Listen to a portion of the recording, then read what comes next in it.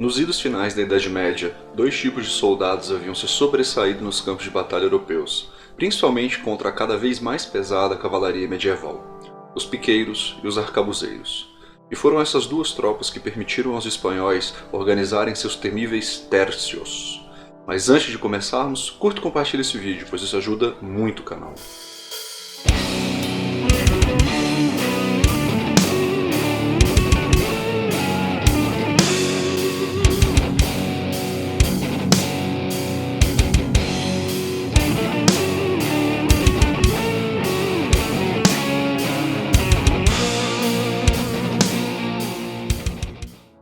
Os tércios espanhóis são o resultado de uma reformulação das táticas militares europeias, oriunda da introdução das armas de fogo no cenário militar e da percepção pelos líderes militares do período de que grandes formações de piqueiros, apoiados por unidades de arcabuzeiros, poderiam deter qualquer carga de cavalaria, até então a principal forma de se vencer batalhas na Europa. Os primeiros a dominarem essa nova formação de infantaria foram os mercenários suíços que lutaram durante as Guerras Burgúndias no final do século XV, e em 1495, Gonzalo Fernández de Córdoba, El Gran Capitán, reorganizou o exército espanhol aos novos moldes que dariam origem aos tércios. Num primeiro momento, El Gran Capitán organizou as forças espanholas em coluneias, pequenas unidades lideradas por um coronel, compostas por grupos cerrados de piqueiros apoiados por unidades dispersas de arcabuzeiros. Essa formação provou-se efetiva contra as tropas francesas durante as guerras italianas. Os arcabuzeiros disparavam contra a infantaria adversária e buscavam abrigo junto aos piqueiros durante as cargas de cavalaria. Mas foi em 1530, sob o reinado de Carlos I da Espanha, que os tércios surgiram. O número de soldados de um tércio variava entre 1.500 a 3.000 homens, divididos em três partes, de onde a formação obteve seu nome: um terço de piqueiros, um terço de espadachins e um terço de arcabuzeiros. Posteriormente, o número de espadachins foi gradualmente reduzido. Após várias reorganizações do exército espanhol, por volta do ano de 1700, este ficou dividido em 28 tercios, sendo esse número dividido entre terços viejos, ou velhos, formados durante o reinado de Carlos II, terços provinciais, regimentados e sob responsabilidade dos governantes das províncias espanholas, e o tercio de galeras, ou da armada, empregado em operações navais. Ao entrar em batalha, a principal organização do tercio era o quadro de terreno, ou quadrado de campo. Um quadrado de piqueiros formados no centro, ladeados por guarnições de arcabuzeiros em suas laterais, e finalmente, 4 grupos móveis de arcabuzeiros denominados mangas, uma em cada quina do quadrado de piqueiros. A função das mangas era disparar contra o adversário enquanto os piqueiros engajavam a infantaria e cavalaria inimigas.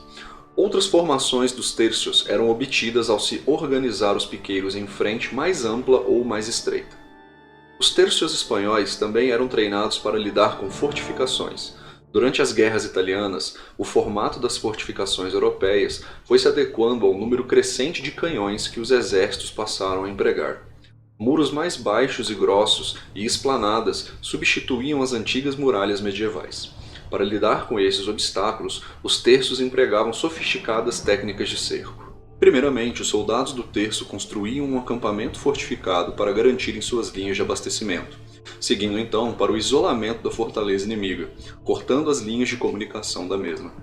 Caso um ataque direto fosse considerado inviável, o cerco prosseguia até que os defensores fossem vencidos pela fome. Mas caso um ataque direto fosse possível, a artilharia do exército entraria em ação. Os soldados do terço abririam trincheiras em zigue-zague, ora perpendiculares, ora paralelas às do adversário, até que os canhões do exército estivessem próximos o suficiente para dispararem e abrirem uma brecha na muralha inimiga. Após a abertura da brecha, era comum se oferecer termos de rendição aos sitiados. Caso os termos fossem rejeitados, um ataque direto era executado. Quanto aos arcabuzeiros, estes poderiam disparar tanto de maneira estática quanto avançando. O disparo era executado pelos atiradores da primeira linha, que após as descargas se dirigiam para a última linha da manga, sendo substituídos pelos atiradores seguintes que se posicionavam alguns passos à frente de suas posições iniciais, disparavam e seguiam eles também para a retaguarda, sucessivamente, linha por linha de atiradores executando a mesma manobra. Quando o último soldado tivesse disparado, o primeiro já teria recarregado e estaria pronto para uma nova descarga. Essa manobra poderia ser executada tanto de forma estática, com a manga mantendo sua posição, quanto ao avançar, com os atiradores se posicionando gradativamente alguns passos à frente da posição inicial após cada disparo. Um terço no século XVI era organizado em 10 companhias, sendo 8 companhias de piqueiros e 2 de arcabuzeiros, cada uma com aproximadamente 300 soldados. O comando do terço ficava nas mãos de um coronel e as companhias eram lideradas por capitães. Ao longo de sua existência, a composição dos terços mudou, ora com o número de companhias ou de soldados aumentando, ora sendo reduzido, com as funções dos soldados sendo alteradas conforme a necessidade. Quanto ao equipamento, a principal arma dos soldados do terço era o pique, uma lança com dimensões entre 3 e 6 metros e pesando algo em torno de 2,5 a 6 quilos. O pique era usado em estocadas contra a infantaria inimiga, sendo também letal quando empregado em massa contra a cavalaria. Nas mangas do terço ficavam primeiramente os arcabuços. Substituindo as armas de fogo medievais, que nada mais eram que um tubo de metal com uma abertura onde uma mecha era inserida manualmente, deflagrando assim a carga de pólvora, o arcabuz possuía sistema de gatilho rústico, o que liberava a mão do atirador para fazer pontaria, que era auxiliada pelo emprego de uma forquilha onde a arma era apoiada no momento do disparo. Posteriormente, ao longo do século XVI, o arcabuz foi substituído pelo mosquete, mais preciso e manuável. No início da história dos terços estavam presentes em sua composição os rodereiros, soldados equipados com espada e broquel que tinham por função romper a ordem dos piqueiros inimigos. Essa função foi abandonada quando percebeu-se que armas de fogo conseguiriam cumprir a tarefa de desorganizar a formação inimiga de maneira mais eficiente. As espadas, no entanto, nunca deixaram os terços, apenas passaram a ser empregadas como armas secundárias por seus soldados. A natureza dos terços e do Império Espanhol era tal que eles não apenas treinavam como uma unidade, mas eram constantemente empregados em campo, em campanha, reprimindo uma insurreição ou pacificando o território ocupado, permitindo que os soldados ganhassem experiência de combate rapidamente.